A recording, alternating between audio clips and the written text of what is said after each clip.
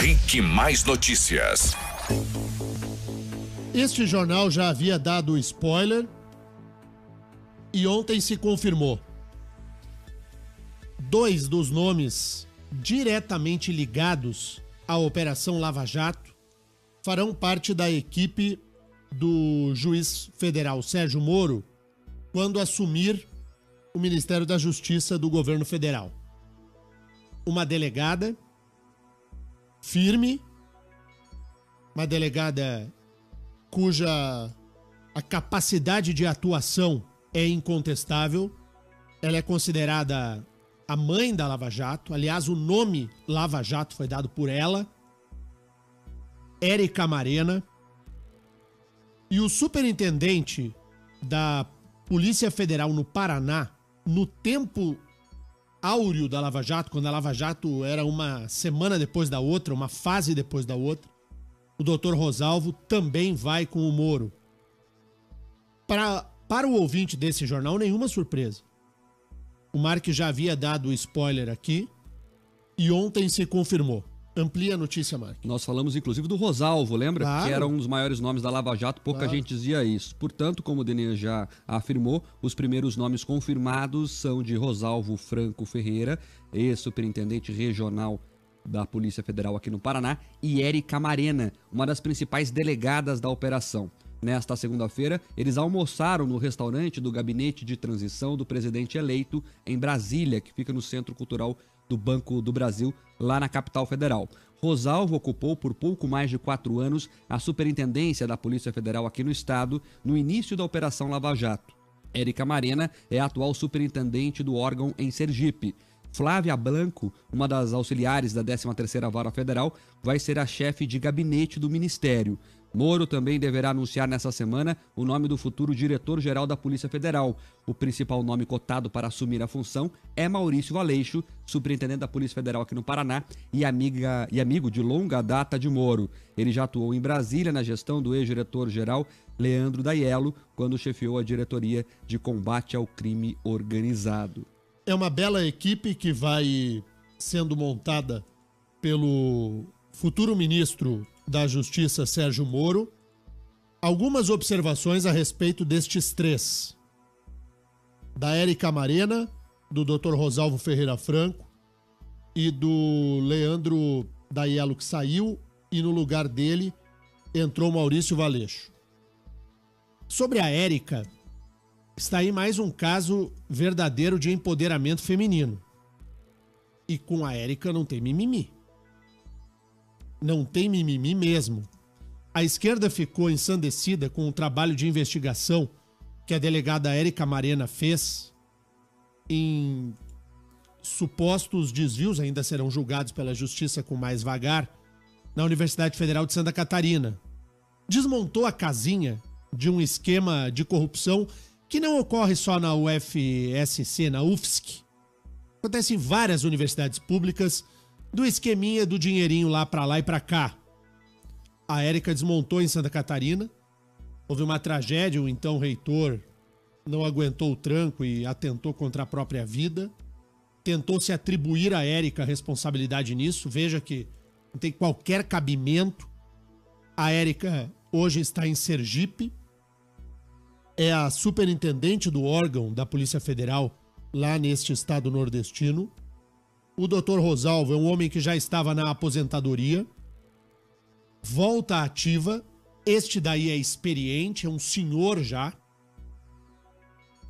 e é um negro empoderado. Então nós temos uma mulher e um negro. Estou aguardando o movimento feminista vibrar com a indicação da Érica e aguardando o movimento negro bater palmas ao fato de que o Dr. Rosalvo vai ocupar um cargo desta magnitude no Ministério da Justiça. Não tenho nenhuma esperança que o faça. Sabe por quê? Porque os dois são servidores públicos interessados no combate ao crime e não a fazer política partidária. Então vai todo mundo fingir que eles não estão aí. O Maurício Valeixo, que é o atual superintendente aqui no Paraná, é um homem da confiança do juiz Moro, vai assumir como delegado geral. E a pergunta que eu faço ao Marcos Souza é a seguinte: e quem será o superintendente da Polícia Federal no Paraná?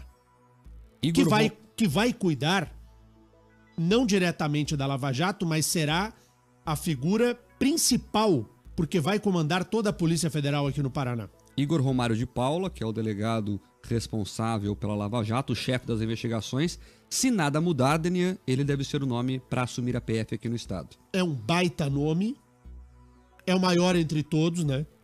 Porque o delegado Igor é o mais experiente, comandou a Lava Jato muito tempo, e outros tantos delegados da Lava Jato vão ocupar posição de destaque no governo Bolsonaro. O delegado Maurício Moscardi, delegado que além da atuação da linha de frente da Lava Jato ainda comandou e comanda a Operação Carne Fraca. A delegada Renata, o delegado Márcio Anselmo, todos esses grandes delegados da Polícia Federal que comandaram a Lava Jato aqui, que estiveram à frente das investigações, estarão muito bem abrigados no Ministério do Juiz Moro. A expectativa é boa, né, Mark? Exato. Deixa eu falar dois nomes aqui também. A Flávia Blanco, que será a chefe de gabinete de Moro, ela é um dos cérebros da Lava Jato também, porque a Lava Jato precisa se desenrolar na justiça e nós temos um grande público desta área que sabe como é burocrática a justiça. E a Flávia era a fada madrinha que fazia tudo andar lá dentro da 13ª Vara. Não é à toa que vai ser a chefe de gabinete do Moro. Desses nomes todos é o nome de mais confiança dele. É aquele nome que ele liga de madrugada e manda eles pedir intimação dele. Nesse nível. O que essa mulher trabalhou na Lava Jato não está no gibi. São nomes que ficam nos bastidores, mas que têm grande importância na operação. Você vê o delegado, você vê o juiz, você vê o procurador, mas esses nomes que fazem a justiça andar que são importantes. Então, é um grande nome a Flávia Blanco para assumir a chefia de gabinete de Moro. E o Rosalvo, Denian, mais uma vez, permita-me dizer aqui, é um dos maiores nomes da Lava Jato. As ligações de Brasília, mandando enterrar tudo, existiram às centenas. Quando começou a investigação lá atrás, se o ouvinte lembra, o Duque, que foi condenado ontem, inclusive, mais uma vez, falou aquela frase, que país é esse, quando foi preso? O Paulo Roberto Costa, que foi o primeiro delator, disse, vocês não sabem com quem vocês estão lidando. Essas frases vinham acompanhadas de pedidos de Brasília para enterrar tudo. E o Rosalvo, como você disse, esse grande delegado da Polícia Federal, batia no peito e falava, não, nos meus delegados ninguém mexe. Vai tocar a investigação. Ele é um dos nomes que garantiu tudo. O delegado Igor, que estava sob a supervisão do delegado Rosalvo, que foi o comandante da Lava Jato primeiro, né? Ele nos contou a mim e ao Mark aqui na RIC TV, quando da prisão do Marcelo Odebrecht, maior empreiteiro do Brasil, maior empresário do Brasil, preso, entrou dentro de um avião da Polícia Federal para ser trazido para Curitiba. E há um regulamento, é uma lei, uma regra de que o preso no avião usa uma algema especial. Na verdade não é uma algema, é uma forma de deixá-lo seguro e sentado para a segurança dele e dos demais passageiros da aeronave. E ele, o Marcelo Odebrecht, num tom de arrogância, primeiro quis escolher onde sentar no avião. Queria sentar ao lado do Alexandrino Alencar, para vir batendo papo. E o delegado disse que não. Depois você já vai sentar aí. Agora vou lhe colocar o cinto especial com a algema. E ele, olhando com aquele ar de arrogância ao delegado da Polícia Federal, achando, quando isso daqui terminar, você vai se dar mal comigo, seu moleque. Deve ter pensado isso na cabeça dele lá atrás. Pois ele saiu da Polícia Federal 2 anos e tanto depois, quase 3 anos, pianinho. A cadeia foi didática ao senhor Marcelo Odebrecht. Espero que não volte a delinquir.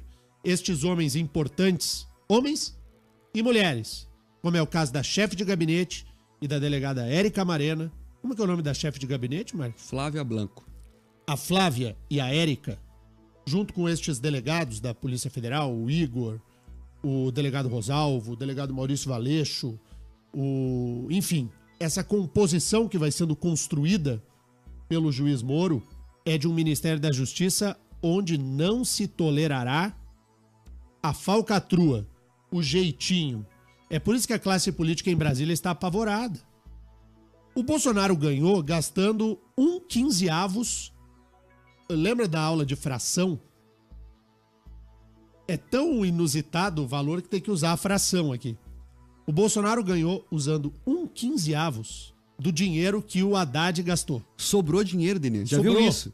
Nunca Sobrou. antes na história desse país, como diria Lula, a gente noticiou isso. Ó, sobrou dinheiro na campanha do cara. Nunca vi. Usou 1/15 do dinheiro. Não se aliou a ninguém. Esse centrão podre, MDB, PP, PTB, essa PSD, essa gosma política brasileira, ninguém integrou a coligação do Jair Bolsonaro. Bolsonaro ganhou sozinho, de casa, de pijama, e ganhou a eleição. Então não tem compromisso com ninguém. Não precisa fazer toma lá de cargos. Denis, você parou pra pensar que o Kassab não é ministro? Pois é. O Kassab foi ministro em todos os governos. Kassab não é ministro. E aqueles Eliseu Padilha, Moreira Franco, o Renan Calheiros, que sempre foi o homem a dar as cartas, tá tendo que pedir por favor, amigo. O Renan. Tá costeando o alambrado, como Tá. diria teu conterrâneo. Tá É costeando o alambrado ou o muro? O alambrado. É o alambrado. Tá costeando o alambrado, pra ver se sobra alguma coisa. Já falou que, não é oposição sistemática. Quando o cara fala veja bem, Denis, já foi o boi com a corda. É. Daí, por falar em oposição sistemática, eu vou pedir pro Terriba se preparar agora a fala de quem será oposição sistemática. Desculpem o sorriso, mas vocês vão rir junto comigo. Sabe de quem será a oposição sistemática, Jair Bolsonaro? Dilma Rousseff. Ah, tem fala dela aí hoje. A Dilma Rousseff, que não ganhou a eleição ao Senado, já se posiciona como oposição sistemática, disse que se preciso for, se alia ao diabo para enfrentar aí o novo governo. E nós temos as falas de Dilma Rousseff divididas em 3 partes. Faça aí a introdução, Marcos Souza. A palavra é sua, Marcos. Fale da Dilma Rousseff. Denis, em um evento na Argentina, a ex-presidente Dilma Rousseff disse que o PT vai fazer aliança até com o diabo para combater o neoliberalismo. A ex-presidente Dilma participou na Argentina do Fórum Mundial do Pensamento Crítico. Ela afirmou que, em um raciocínio confuso, que a escolha do juiz Sérgio Moro para o Ministério da Justiça e Segurança Pública é, abre aspas, batom na cueca, fecha aspas. Nós temos de combater a corrupção. A Lava Jato não é que ela combateu a corrupção, ela fez. A maioria no Brasil está solta. Quem está preso? O presidente Lula. Não é trivial nem banal que o juiz que julgou, condenou, o juiz que interditou, esse juiz se transformou no ministro da Justiça. A gente pode escolher entre 2 metáforas. Ou o rei, o juiz no caso, está nu, ou tem uma frase brasileira, não sei se vocês entendem ela, mas ousarei falar dela, que chama-se batom na cueca. Essas 2 hipóteses, que significam uma coisa só, evidenciam o caráter de lawfare que existe no Brasil. Gente, não dá pra entender. Assim, eu entendi o que ela quis dizer. Mas não... Eu entendi o que ela quis dizer, mas a falta... Não, mas eu tô numa Eu concentração te respeito, absoluta. eu não entendi nada. Eu tô numa concentração absoluta. 1 minuto e 10 aqui, Mas de a nada. dificuldade que a ex-presidente Dilma Rousseff tem de articular um pensamento, de transpor a língua portuguesa, um pensamento, porque a língua portuguesa é rica, é linda. Depois eu vou falar umas coisas aqui sobre língua portuguesa, próximo bloco. Mas a nossa língua é maravilhosa. Ela possui um lirismo, enfim. E a Dilma, ela não consegue articular um pensamento mínimo com começo, meio e fim. Ela tomou uma vaia, né? Tem mais, não tem, Mark? Tem, Denis, tem sim. Agora, ela falou de lawfare, ela não sabe nem o que tá falando, Denis. Claro Misturou que um não. monte de... Enfim, Dilma disse ainda que para combater o neoliberalismo será feita aliança até com o diabo. A nossa frente é uma frente democrática e popular, não simplesmente uma frente. É uma frente que combate o neoliberalismo, porque se não combater o neoliberalismo, a população brasileira não tem um projeto, vai ficar absolutamente aberta a todas as cooptações possíveis, e uma frente democrática também. Democrática que seja mais ampla possível e ser capaz de fazer todas as alianças necessárias com todos os segmentos. A gente fará aliança até com o diabo para combatê-los. Agora, tem de ter uma espinha dorsal, tem de ter um coração. E o coração é anti-neoliberal e anti-autoritário neofascista. Meu Jesus amado. A ex-presidente Dilma Rousseff incorporou Roberto Requião. O Requião também disse isso, que aceitaria apoio até do diabo para se eleger. Daniel, e os dois foram beber na história lá. O Churchill disse isso lá atrás na guerra. Quando ele fala, mas o contexto era diferente. Fala, claro, pra combater o Hitler, eu me junto até o diabo. Daí eles usam a frase sem entender patavina nenhuma, claro, e dá essas confusões aí. Não, e dá dó, né? Eu acho essa segunda fala da ex-presidente Dilma ainda pior do que a primeira. Mas tem o terceiro episódio. Tem sim. Para Dilma, não tem fim, velho. A falta de discussão e condenação dos responsáveis pela ditadura no Brasil favoreceram a eleição do candidato. Escuta isso, ouvinte. Ela tá dizendo que, como quem foi responsável pela ditadura não foi preso, Deninha, o Bolsonaro se elegeu. Tá bom. Vamos lá. Quando a interdição do presidente Lula, cria-se um ambiente de favorecimento da eleição desse candidato, que é a extrema-direita. E isso por quê? Porque a ditadura sempre cria e deixa, quando não se faz uma transição democrática, quando se sai da ditadura e se instaura o Estado democrático de direito, quando não se julga o processo de terrorismo de Estado, e no Brasil não foi julgado o processo de terrorismo de Estado, as sequelas da ditadura permanecem, como permanece também as sequelas de mais de 300 anos de escravidão, que sempre tornou a violência o método principal de controle social no Brasil. A ex-presidente Dilma Rousseff não tem nenhuma noção do que ela está falando. Daí é uma falta de conhecimento histórico absolutamente lamentável. Daí deixa de ser apenas uma mulher que não consegue se articular para agir de má fé. A anistia que anistiou Dilma e seus amigos é a mesma que valeu para aqueles que cometeram atrocidades do outro lado. Não existe anistia, presidente Dilma, para só um lado.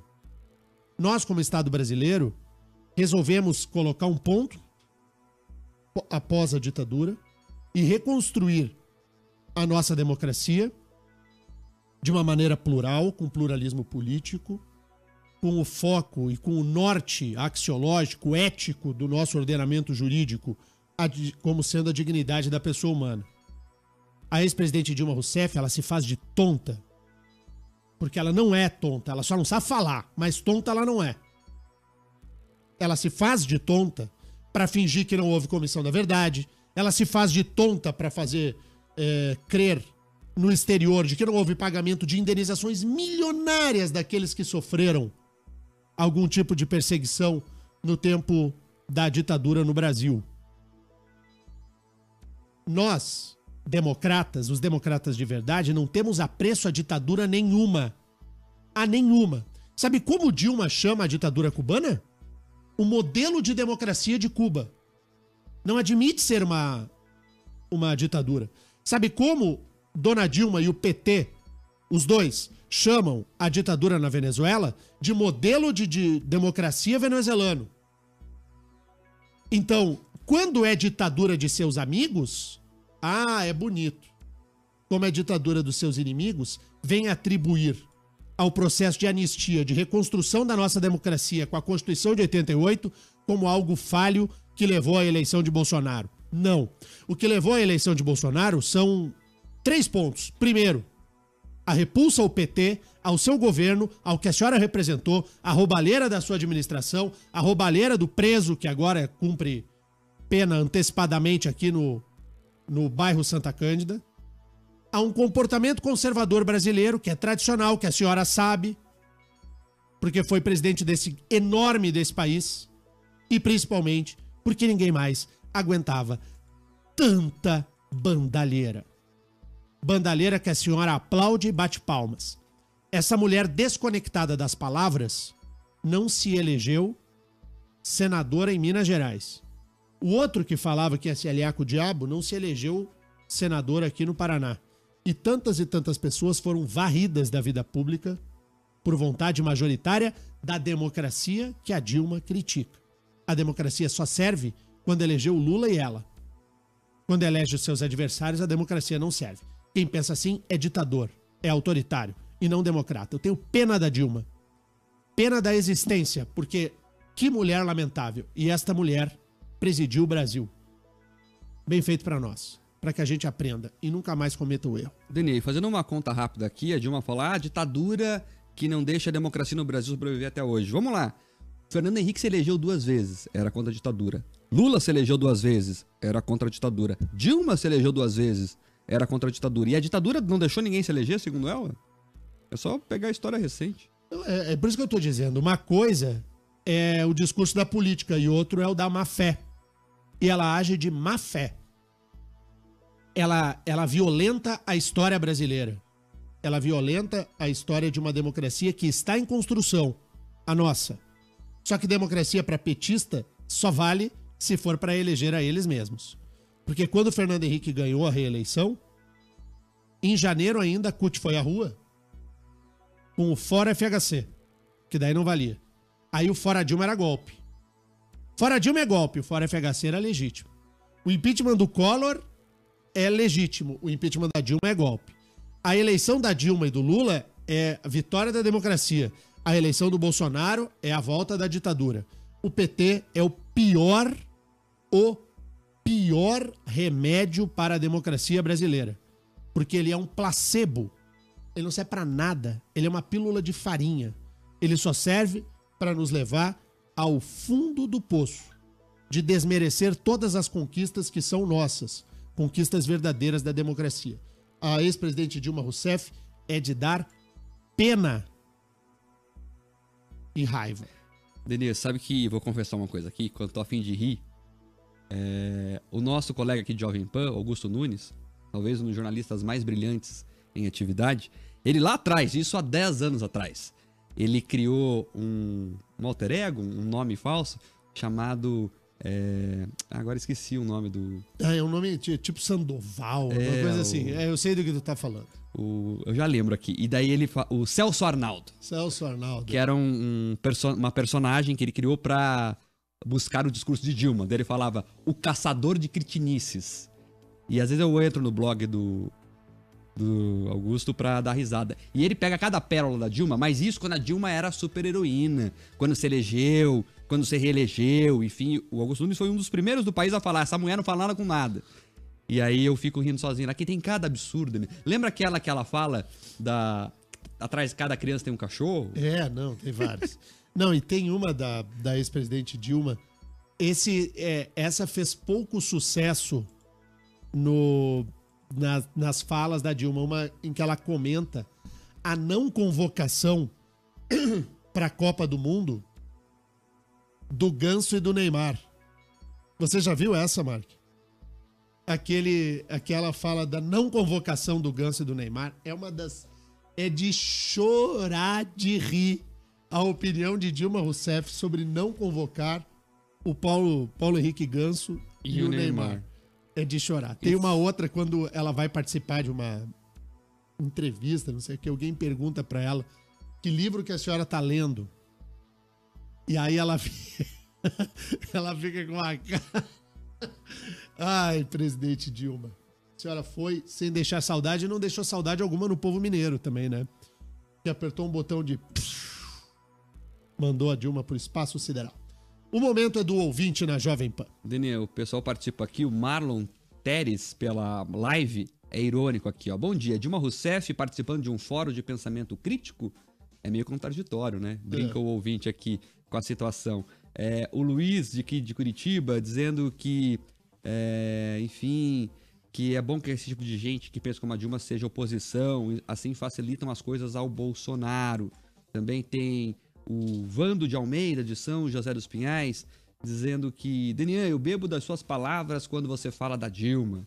Também tem o... Tamo junto. o ouvinte mandou aqui, ó, final telefone 0812, ouvinte, a Barbie, dizendo o seguinte, eu tenho o áudio dela falando do cachorro atrás da criança.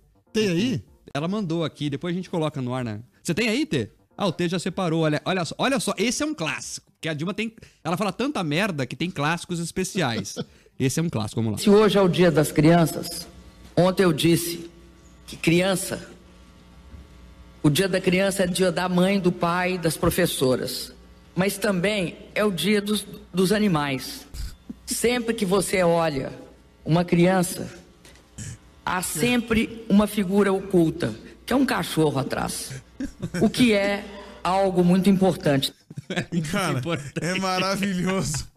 É maravilhoso. Cachorro oculto, veja só, Daniel. Que filosofia é isso? Meu pai amado, né? Isso aqui é gênio. É que a gente não tá avançado o Não, a suficiente gente pra não chegou no alcançar nível ela, de entendeu? capacidade intelectual dela. Não tem um bom dia dela pra gente animar o pessoal que tá no carro, tá no ônibus, o pessoal que tá indo trabalhar, levar o filho pro colégio. Não tem um bom dia especial, assim, da presidente Dilma? Muito bom dia Boa. a todos. Muito bom dia a todos. Ai, cara, esse Nesse vídeo é mesmo maravilhoso. dia, Esse nesse mesmo vídeo é dia ela maravilhoso. chega numa sala de aula. Nesse mesmo dia. Ela chega É o numa pátio sala... de uma escola, tá a escola inteira. Tá entendendo? E nesse mesmo dia ela chega numa sala de aula, tem umas crianças lá. Daí ela vai tentar ser simpaticona, assim, professora Dilma, né? E ela chega pras crianças e diz assim: vocês tiram 10 em matemática? Daí as crianças ficam olhando. Não interagem. A resposta é assim, ó. Muda, não tem nada, fica um silêncio. Fica aquele Eu achei que troço. você ia colocar que ela me engasguei comigo Não. mesmo. Ela fica um silêncio eterno, assim. Ai, meu Ninguém Jesus. responde nada, presidente. Mas eu torço muito para que a ex-presidente Dilma continue falando, agora durante o ano que vem, 2019, para que a gente tenha esse momento de descontração aqui no nosso jornal. O Chico tá chorando de rir, velho. Não, é genial. Muito bom. A ex-presidente Dilma é uma diversão. Daniel, sabe que o meu riso é duplo, de nervoso e de achar engraçado mesmo. Porque imagina, essa mulher que tem algum problema neurológico, não é possível, olha o que ela fala, desconexo, o pensamento dela não flui. Ela foi eleita 2 vezes presidente do Brasil. 2 vezes. O Brasil inteiro foi enganado por essa mulher 2 vezes, não é uma só. Insistiu no erro. Segunda eleição foi uma falcatrua braba, né? Mas foi, né, com o dinheiro da corrupção e tá tudo bem. Por que eu digo que tá tudo bem? Porque nós devemos aprender com os erros que nós cometemos. Quando nós erramos, a correção do erro, ela é importantíssima. Em todas as esferas da vida da gente. E também na política. Quando nós erramos na política, a gente aprende depois a não fazer a mesma caca. Eu tenho certeza de que o povo de Minas Gerais vingou o Brasil inteiro. O povo de Minas, né, fez aquilo que nós esperávamos, que gostaríamos de ter feito, de dizer um não à ex-presidente da República, Dilma Rousseff. E vê como o PT não aprendeu nada com a derrota. O Bolsonaro ganhou com qual slogan? Brasil acima de tudo, Deus acima de todos. A Dilma vai lá e fala do diabo. Ou seja... Pô, o cara ganhou falando de Deus. Ela vai lá e toma o diabo como referência pro discurso. O PT não aprendeu nada. Eu abri aqui a live, e aí quando eu abri a live, tem uma pergunta do André Cavalli, que diz assim, Mark: será que a Dilma torce para o Grêmio? Ah, essa é uma boa questão, hein? Pois eu vou dizer aqui para que time a Dilma torce. Depois você pode procurar no Google. Qual o time da Dilma Rousseff? Ele vai dizer que é o Inter, quer ver? Não vou dizer. Pesquisa aí qual é o time da Dilma Rousseff E aí depois você comenta comigo. A Dilma Rousseff fez uma maracutaia para garantir a Copa do Mundo em Porto Alegre. Uma empresa amiga, a Andrade Gutierrez, para a construção do Aterro, lá o estádio do Aterro, na beira do rio. O time da Dilma, todo mundo sabe qual é. Digita lá, depois você veja seu Grêmio. Tá bom. Intervalo, voltamos. A gente tem um recado depois do intervalo. Tá pra bom. dar pra turma aí. Rick Mais Notícias. Um abraço grande a todos os ouvintes aqui do Rick Mais Notícias, aqui da região de Curitiba, de Ponta Grossa, lá da região oeste também, de Cascavel, Toledo, onde todo mundo lá ou é torcedor do Grêmio ou torce para o time do Aterro, que é o mesmo time da Dilma Rousseff e da Manuela Dávila, por exemplo. Time do Aterro. Que maldade, você não pode ficar falando assim. O pessoal do tá seu- do seu- pistola aqui com você, Eu não Daniel. fico falando de corintiano, entendeu? Então eu acho que você não deveria ficar falando o pessoal- do Colorado, e o Marco também não fala de mas- coxa branca. Mas por que o... Porque não tem pessoas aqui pra se defender de acordo Não, com mas esse por time. que a rebeldia fizeram um aterro e construíram o estádio? Por que O a... pessoal não gosta disso. Que Maldade. Chamam de remendão, né? Como é que é lá o nome? Bergamotão. Bergamotão. Ah, que Não maldade. parece uma bergamota? Que maldade. Mas não parece uma Não, mas depois bergamota? da reforma, não, vai. Que Não, maldade. parece uma bergamota. Mesmo depois da reforma? Aquela lona que puseram no Colocaram uma lona branca, né? Parece uma bergamota, olha de cima, assim. Uma bergamota. Mas Beleza. o estádio ficou bonito. Bergamota, pra ficou quem não bonito, sabe, né? parece aquela abóbora. É abóbora redonda, né? É, não, tá bonito. É, mexerica. É mexerica. É mexerica? Mexerica. Bergamota é a mesma coisa que mexerica, que mimosa. Ah, não, eu inverti com aquela moranga. A moranga. Mas se Nossa, for pensar, moranga. parece uma moranga também. Parece uma moranga Parece. também. Mas ficou bonito o Beira-Rio. Não ficou feio, não. Vamos falar a verdade. Então, não fale bonito. assim, não fale assim. Gente, É tem um assim, o cara recado. precisa de um binóculo pra assistir o jogo, porque o campo fica lá... Meu Deus, toda hora ele acha um defeito no campo dos caras. Já foi na Arena da Baixada, Terríveis? Já. Já foi na Arena da Baixada? Já. Se duvidar, você dá um tapa no jogador, de tão perto que você tá do campo. É Sim. pertinho. Então, não dá pra comparar. É Desculpa, o padrão europeu, né? Não dá pra comparar. Não tem como você comparar um estádio como a Arena da Baixada, a Arena do Grêmio, esses estádios em formato de arena, com esses estádios de 1900 antigamente, que é o caso do Beira-Rio. O Beira-Rio, se o cara sentar atrás do gol, pra ver o gol lá do outro lado, só de luneta, de tão longe que fica do campo. Se você fica atrás do gol no estádio do Atlético Paranaense aqui, por exemplo, você vê o gol do outro lado muito de perto. O formato arena é um formato muito melhor pra ver futebol. Claro, Não dá nem pra claro que é. comparar. Então, o estádio do Inter ficou bonito? Ficou. Tá legal, ficou bem reformado. Sabe qual que é o melhor Mas formato? pra ver, se você comprar o ingresso atrás do gol, compre junto uma luneta pra conseguir ver o gol lá do outro lado. Sabe qual que é o melhor formato? Bamboneira. Esse é o melhor formato. O A estádio... Bamboneira parece a Sapucaí, meu. Você vê o negócio assim, ó.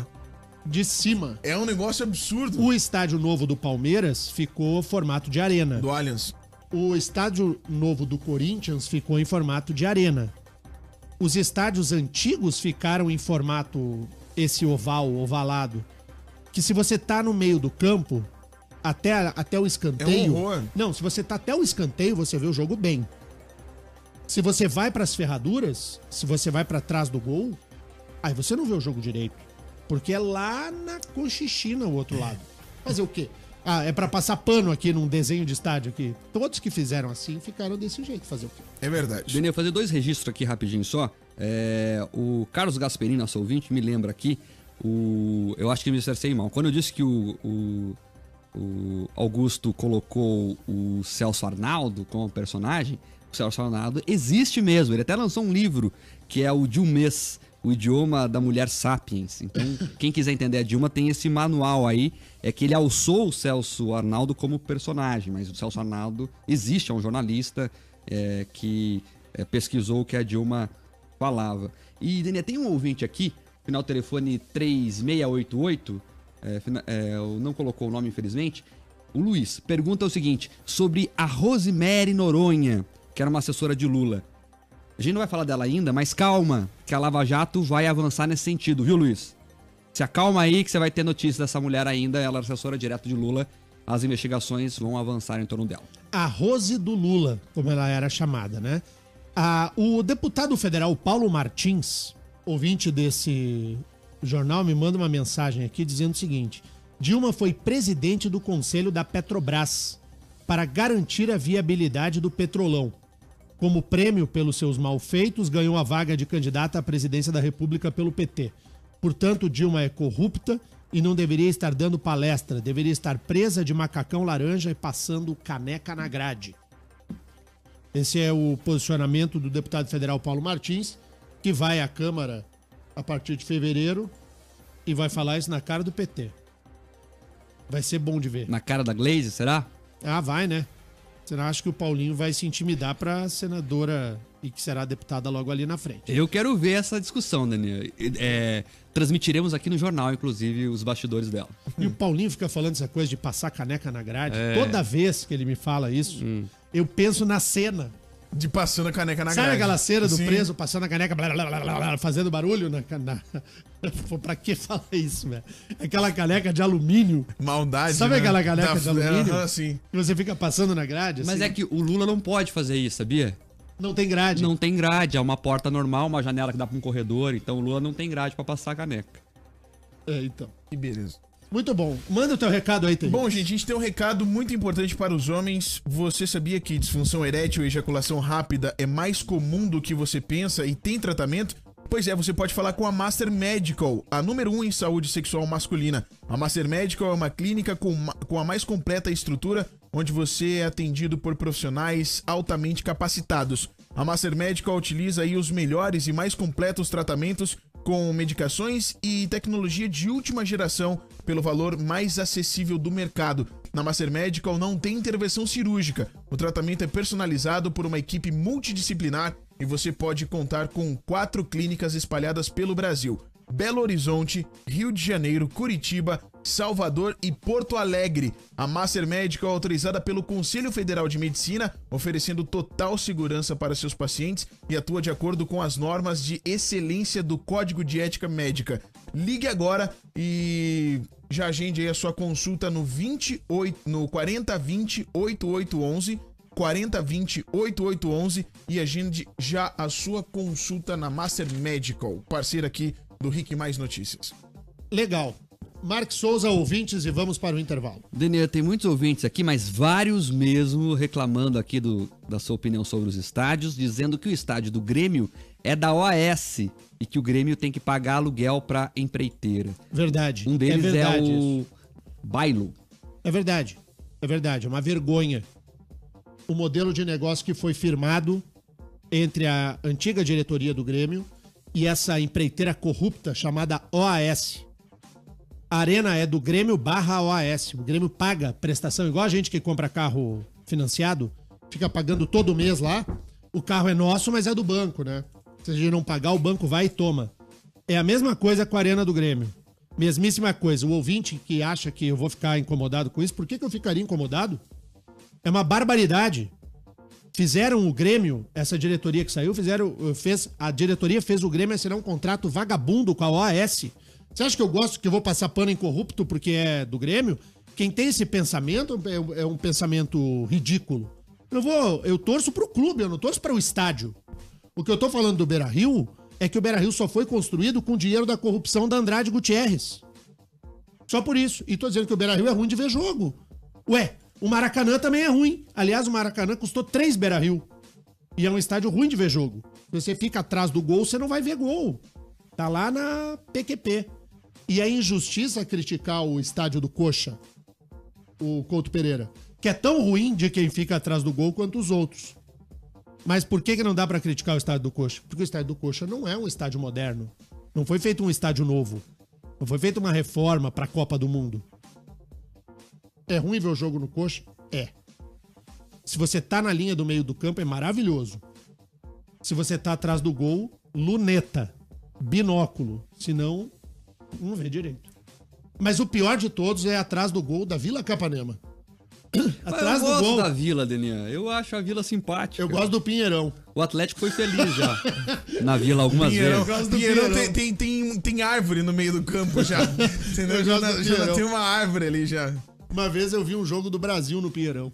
Foi eu acho que o último jogo que teve lá. É. Foi o jogo da seleção brasileira. Me mandaram trabalhar. E aí o Galvão ficava assim... Haja coração, amigo. Que iluminação horrível desse estádio. Ele ficava toda hora xingando a iluminação do Pinheirão. Sabe por quê? Mas era ruim mesmo. Mas você imagina o sujeito tem que Tinha narrar luz um... incandescente lá. Mas não é, assim, velho, ele tinha que narrar um jogo, Terribas, narrar um jogo de futebol para um Brasil inteiro de audiência, vendo a seleção brasileira sem enxergar, porque aquela luz do Pinheirão era uma porcaria. O Interbairros passava na frente do estádio, tremia. Ô, coitado do Pinheirão. Dani, aqui é a participação Haja do... coração, que iluminação ruim. Uma participação bem legal do Júnior, do bairro de Cercado. Ele tá contando aqui que tá saindo pro trabalho agora e parou em um banco próximo ali da Nunes Machado, aqui em Curitiba, com a Presidente Kennedy. É uma região meio central, não é bem centro, mas é central aqui da cidade. E ao sair do banco tinha um gari varrendo a rua com um radinho de pilha, escutando o Rick Mais Notícias. Eles se olharam, se cumprimentaram, enfim, os dois escutando o programa. Ele queria relatar isso, é muito legal. A Olha gente aí, chega em todos os públicos. É que Impressionante. esse né? é o jornal de todo mundo, né? É o jornal de todo mundo. O que eu recebi de relato de pessoas que chegam em casa, principalmente agora no final de semana, que a pessoa chega e aí não assistiu de quinta e de sexta, que era feriado, e aí colocou em dia depois no YouTube. Então, assim, se você perdeu algum jornal, você entra no nosso canal do YouTube, youtube.com/rickmaispr, você vai poder assistir tudo de volta aí o que você perdeu. Legal, e você pode assistir também os bastidores aqui do jornal pelo Instagram. Isso. Então você pode seguir o meu Insta, o Insta do Mark, o Insta do Terribas, a gente vai falar bem devagarinho pra você. Quer mostrar a força do jornal? Segue a gente lá. O meu Insta é o Denian, tudo N de navio, tá? Denian CC, de Couto Coelho, Denian CC. O meu é Mark com C mudo, _ Souza. O Souza é com S no final também. Mark _ Souza. E o meu é o Terribas, TERRIBAS. O Terribas, tudo junto. Aproveita e pega o link aí do YouTube ou manda o nosso Insta, alguma coisa, pra algum amigo. Sabe aquele amigo que não gosta de política, que não gosta de jornal? Manda pra ele. Às vezes o cara vai começar a gostar, entendeu? Daí você vai ganhar uma pessoa pra poder discutir os fatos do dia aí. É legal. Indica a gente pra alguém. Vai ser bacana. Legal. Vamos para o intervalo? O que Deixa você eu ia só... falar, Mark? Não, rapidinho, mais 3 participações aqui. O Batoré, ele é caminhoneiro e tá dizendo que ele nos leva na carona e muitos da categoria nos ouvem. Desde na greve dos caminhoneiros, o pessoal ficou ligado aqui no Rick Mais Notícias. E aí o pessoal quer falar dos estádios, Denian. A gente Então, colocou esse debate. Tá com fogo no estádio ali, agora... O Nelson Castro, do Sítio Cercado, diz que a Arena do Corinthians é de segurança máxima, não é de jogo. Fez uma piadinha aqui, mas é muito bonito o estádio do Corinthians. Eu fui lá ver jogo já. Não, mas dentro é bonito. Colocaram mármore em tudo, é um estádio bonito. E o Ivan dizendo, você tá falando da Arena do Grêmio construindo com o dinheiro da corrupção, por que você não fala do Atlético? Mas eu já falei, já foi até processado pelo capitão aqui, o coroné Mário Celso Petralha. O negócio feito com o dinheiro público para a construção da obra da Arena da Baixada é uma pilantragem, é coisa de pilantra. Pilantra. De gente que não tem apreço ao que é público. Eu já defendi e defenderei a morte. O Carnaval de Curitiba tem que ser feito na Arena da Baixada. Porque aquele estádio é público. Aquele estádio não é do Atlético, ele foi construído com 2/3 de dinheiro público. Num negócio malfadado, um negócio mal feito, um crime contra o dinheiro público. Assinado pelo governador Beto Richa, pelo então prefeito Luciano Dutti e pelo senhor Mário Celso Petralha. É uma tramóia, é um esquema de desvio de dinheiro público para construir uma obra privada. Houve um esquemão para garantir a Copa do Mundo em Curitiba, no estádio do Atlético Paranaense. Dinheiro da corrupção no estádio do Atlético, dinheiro da corrupção no estádio do Grêmio, dinheiro da corrupção no estádio do Inter, dinheiro da corrupção no estádio do Corinthians, o Lulão, dinheiro da corrupção no Maracanã, dinheiro da corrupção no estádio do Rio Grande do Norte, dinheiro da corrupção no estádio do Amazonas, dinheiro da corrupção no Mato Grosso, dinheiro da corrupção em tudo que é lugar. De Brasília. De Brasília, 1 bilhão e tanto de dinheiro de corrupção. Dinheiro sujo que pagou obra do meu time e do time dos outros. E vocês querem o quê? Que eu bata palma pra isso? Porque eu sou gremista, vou falar mal dos estádios dos outros e não do meu? Vou falar mal do meu. É uma vergonha na história do Grêmio que a OAS tenha feito o estádio e tenha feito a obra do jeito que fez. Os atleticanos entendem a crítica política ao estádio como se estivesse falando mal do time. O que eu tenho contra o Atlético? Nada. O que eu tô dizendo é que a obra feita na Arena da Baixada foi um crime contra o dinheiro público, assinado por 3 figuras: Luciano Dutti, Beto Richa e Mário Celso Petralha. E os 3 deveriam ser responsabilizados criminalmente pela obra do Atlético. Os três. Os três. O Beto Richa, o Luciano Dutti e o presidente do Atlético. Vou dizer até a morte. Teve dinheiro sujo para construir dinheiro público na obra do senhor Atlético Paranaense. Quer que eu passe um pano aqui? Vou dizer quem é que tá livre disso. O Paraná e o Coxa. Esses não tem. Não teve obra. Se tivesse, tinha dinheiro sujo lá também. O do Atlético, o dinheiro não é sujo. O dinheiro é público. Só que dinheiro público em obra privada é uma sujeira. Tá dito. Denise, só vou lembrar uma coisa. Só vou lembrar uma coisa aqui. Eu concordo com você. Mas o Atlético não mentiu. Porque o Mário Celso Cunha, que era então secretário estadual para assuntos da Copa lá em 2012, disse que o Atlético talvez não precisasse pagar a conta. Eu sempre gosto de lembrar isso. O Atlético não mentiu para ninguém. As pessoas embarcaram o que quiseram. Mas então, é por isso que eu tô dizendo, a responsabilidade, assim como a obra, é tripartite. A responsabilidade é dos três. Tinha que pegar o Beto, tinha que pegar o Luciano Dutti e tinha que pegar o Petralha. Os três, porque os três são responsáveis por essa patifaria que foi a obra da Arena da Baixada. Sabe o que eu já ouvi 500 vezes? Daqui a pouco eu já sei que vai chegar uma mensagem aqui no meu celular de um amigo, Gilberto Andreas. Mas o Atlético, a obra custa mais barata que a dos outros. E grande coisa. E grande coisa que custou mais barata. Gastou menos, teve menos corrupção, mas teve corrupção. Vou dizer quem não tem. O Paraná e o Coxa. Esses não tem. Então tá, vambora. Coitado do Coxa. Rick Mais Notícias. Rick Mais Notícias aqui na Rede Jovem Pan. Daqui a pouco tem uma entrevista muito legal. Fica ligado, a gente vai falar sobre estudar fora do Brasil. Que é um sonho de muita gente mesmo, de fazer uma formação diferente do que nós temos no modelo acadêmico brasileiro. Já. Antes, alguns recados. De fato, meu amigo Gilberto Andreassa mandou uma mensagem aqui pra mim, eu sabia. Foi apenas uma palavra. Lamentável. Recebi também uma mensagem do Dr. Christian Sobania, que é meu advogado nesse caso do processo do Mário Celso Petralha. E ele lembrou aqui, lembra aí que... Você não pode falar sobre isso. Não, ao contrário. Lembra aí que o Mário Celso Petralha perdeu, transitou em julgado, ele perdeu em casa, fora de casa e no jogo neutro. Ele perdeu primeira instância, segunda instância e nos tribunais superiores. Levou um laço, porque tudo que nós dissemos a justiça entendeu como absolutamente legítimo. E no primeiro bloco, quando nós falamos das indicações do juiz federal Sérgio Moro para o Ministério da Justiça, eu disse que a escolha era de uma mulher empoderada, da delegada Érica Marena, e de um negro empoderado, o Dr. Rosalvo Franco. E o Mark recebeu uma mensagem aqui com uma outra observação, né, Mark? É que o Dr. Rosalvo, competentíssimo, é negro e nordestino. Ou seja, essa coisa que o Bolsonaro não gosta de nordestino, não sei o quê, prova a cada dia que é mentira. É isso aí. Muito sucesso ao juiz Moro e a sua grande equipe que vem sendo montada no Ministério da Justiça. Agora são 7h58. Rick Mais Notícias. Não faz muito tempo, nós conversamos aqui com o Paulo Mussi, que volta a esse jornal, para tratar de um tema que toda hora o ouvinte pede. Estudar fora. E a Pontifícia Universidade Católica aqui do Paraná, a PUC, fez uma parceria com a Kent State University, que fica em Ohio, nos Estados Unidos. O que isso significa?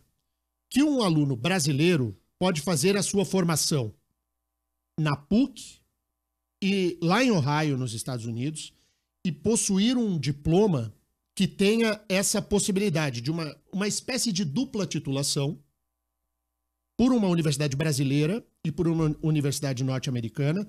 E o fundamental, você estuda lá nos Estados Unidos, você pode estudar nos Estados Unidos. Paulo, você volta a esse jornal para que a gente explique direitinho ao ouvinte, porque eu acho esse tema muito legal. Bom dia. Bom dia, Mark. Demian e Mark. Como que funciona essa parceria? Eu acho que você falou uma coisa muito, muito correta. Há cada vez mais o interesse das pessoas estudar fora, buscar melhores universidades. Os Estados Unidos é, sem dúvida, um destino interessante de buscar universidades boas, né? O que a PUC fez? A PUC, entendendo esse movimento, buscou uma maneira mais estruturada de estudar fora. Que estudar fora direto não é muito fácil. Você, sozinho, buscar uma universidade, ingressar num sistema, num país novo. O que a gente fez? Nós criamos essa parceria com a Kent State University, lá de Ohio, facilitando esse processo de estudar fora. O que acontece? O modelo funciona da seguinte forma. O aluno começa a estudar na universidade dentro da PUC. Então, os 2 primeiros anos acontecem na PUC com professores da Kent. Então, ao invés do aluno ir para a Kent nos 2 primeiros anos, ir lá com 16, 17 anos, ele vai mais maduro, né? Ele vai depois. A gente traz os professores da Kent State para a PUC nos 2 primeiros anos de formação ampla e só depois que ele escolhe a sua área profissional é que ele vai para os Estados Unidos terminar seus estudos na Kent State ou mesmo terminar na própria PUC. Esses primeiros 2 anos, eles são, portanto, gerais, independentemente do curso. Isso. O modelo de ensino nos Estados Unidos é muito diferente do modelo de ensino brasileiro. No Brasil, a gente escolhe o curso que a gente vai cursar antes de ingressar na universidade. Nos Estados Unidos não funciona dessa forma. O aluno ingressa na universidade, tem uma formação ampla, que eles chamam de liberal arts, que é fundamental para todas as profissões, que são as chamadas soft skills, vinculadas ao que o mercado de trabalho demanda, criatividade, pensamento crítico, resolução de problemas, colaboração, comunicação. São esses os fundamentos que são necessários para todas as profissões.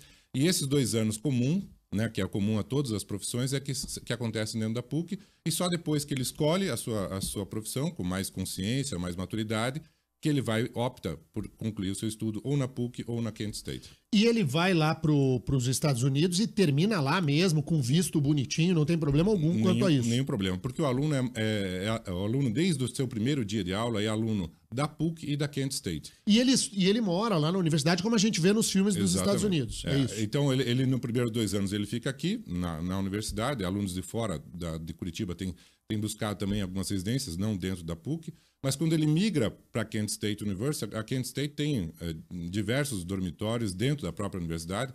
A Kent State fica na cidade de Kent, que é uma cidadezinha pequena, que vive em torno da universidade. A Kent tem 34 mil alunos, a cidade tem 24 mil residentes. Então, a cidade está toda em torno da universidade, bem como a gente vê nos filmes americanos. E estuda o que lá, Paulo? Quais são os cursos, assim? São mais de 300 opções de formação, desde direito, administração, economia, até engenharia aeroespacial. Então, a Kent é uma universidade muito abrangente, onde tem 300 opções de formação. E o mais interessante ainda é que, mesmo que não tenha o que eu quero estudar para ser diretor de cinema, não tem um curso de diretor de cinema, mas você pode montar a flexibilidade do modelo americano, lhe dá condições de ir montando o seu próprio percurso curricular.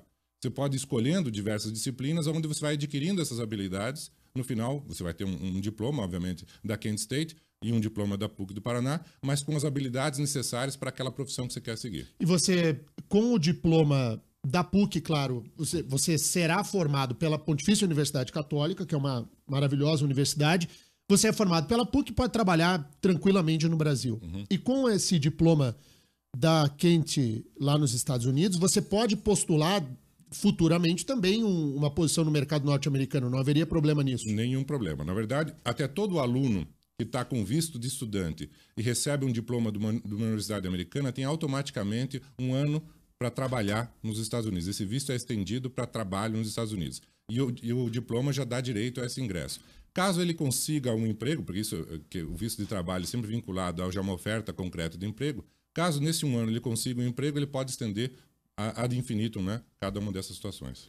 Tem pergunta de ouvinte, Denia. A Nicole Kimberly, ela pergunta que ela tem interesse da fora, mas tem 27 anos já. Uhum. Se ela pode participar desse processo? Pode. Não há nenhuma restrição em termos de idade, ou se ela já concluiu um curso superior antes, ela pode pleitear um novo curso através do American Academy. Não há nenhuma restrição nesse sentido. E tem vários pais aqui preocupados com a situação dos alojamentos lá. Pai é pai, né? Sim. Daí fica preocupado. Mas o filho vai ficar onde lá? Tem como eles conhecerem? Como é que funciona isso? Então, o modelo nosso é muito interessante porque ele dá tempo de maturação, né? de criar mais maturidade antes de ir para fora sozinho. E também, quando não vai sozinho.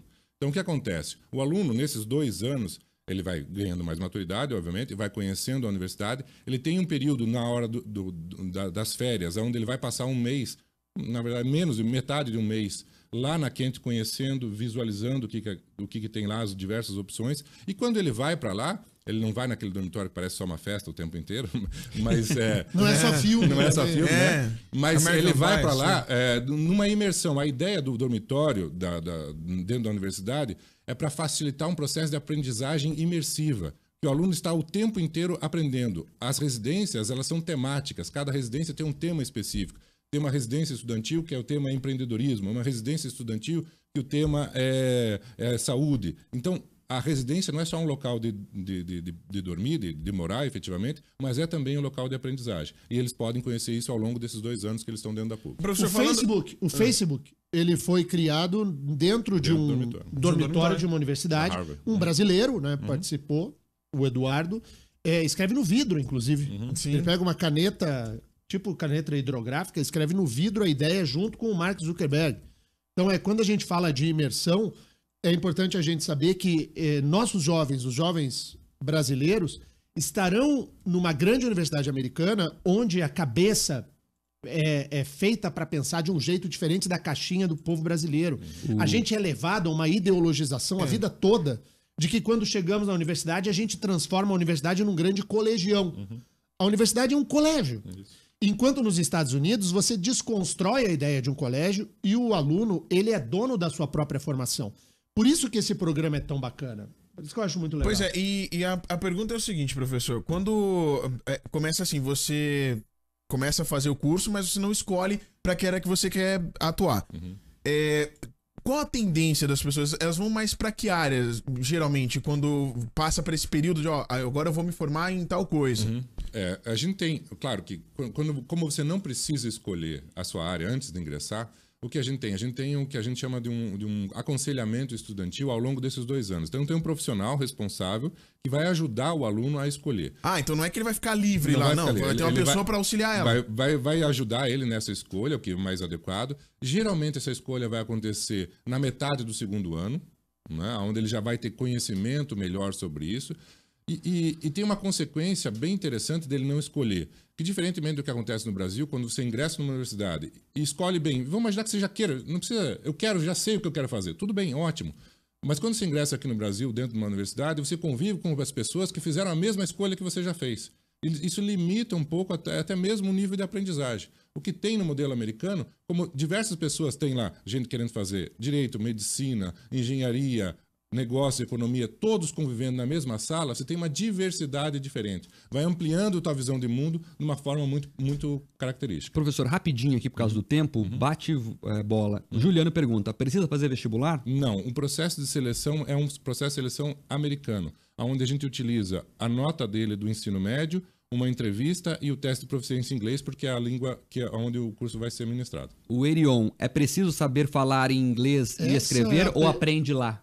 Não, na verdade, desde aqui, como nesses 2 anos, os professores são os professores da Kent State, eles não falam português. Todo o curso é ministrado em inglês, então precisa ter uma proficiência em inglês antes. O Rodrigo Pavese, consegue-se estudar e trabalhar lá na universidade ao mesmo tempo? Sim, na verdade, com o visto de estudante, o único tipo de trabalho que você consegue é um trabalho dentro do próprio campus, que é possível, limitado até 20 horas semanais, ou estágios, né, que também limitados à área profissional. E para fechar, o Arthur Soak pergunta do valor. E o bolso, como é que fica nessa situação? A ideia de nós trazermos, a gente sabe que o modelo americano, as universidades americanas são muito mais caras que a universidade brasileira. O que a gente fez?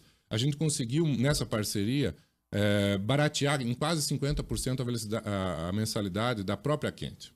Então, a gente conseguiu um acesso. Não é barato, mas de alguma forma é mais acessível do que direto. A mensalidade que a gente tem do nosso programa aqui é R$ 4.200 nesses 2 primeiros anos, mantidos quando ele migra para Kent State. Claro que convertido em dólar, mas do mesmo valor. Que dá em torno de 50% mais barato do que se um aluno qualquer, mesmo americano, fizer a matrícula direto na Kent State. Muito bom. Como é que acha as informações? Quem ouviu e se interessou, procura como, vai na PUC, como que funciona? São 3 maneiras de fazer, obviamente, são todos convidados aí na PUC lá conhecer, mas pode ir pelo site www.pucpr.br/American Academy ou pelo telefone 3271-2494 ou até mesmo pelo celular 99132-3265. Repete o número, por favor. O fixo 3271-2494 e o celular 99132-3265. Então tá bom. Fica aí a dica para quem pensa em estudar fora. Eu abri o mapa dos Estados Unidos para ver onde é que fica a tal da cidade, se vai passar frio, se vai passar calor, porque daí a gente já fica... Vai passar os dois. Vai passar os dois. E é muito bem localizada na geografia norte-americana, onde fica o estado de Ohio. Ohio fica do lado da Pensilvânia, pertinho de Nova York, portanto. Então, quando der uma folguinha, dá para ir para Nova York, dá para pouquinho do lado você tá em Detroit. Cleveland. 40 minutos. 40 minutos. Você vai para Toronto, daí cruza a fronteira, vai conhecer o Canadá. Também tem muito disso, né? De onde você está localizado nos Estados Unidos. Você não tá lá no meio do mapa, no meio do... No meio oeste americano. Meio oeste, né? Coisa assim, né? Então é bem legal. Valeu, Paulo. Obrigado pela presença. Eu que agradeço. Vamos nessa, Terríveis? Vambora, tchau. Tchau.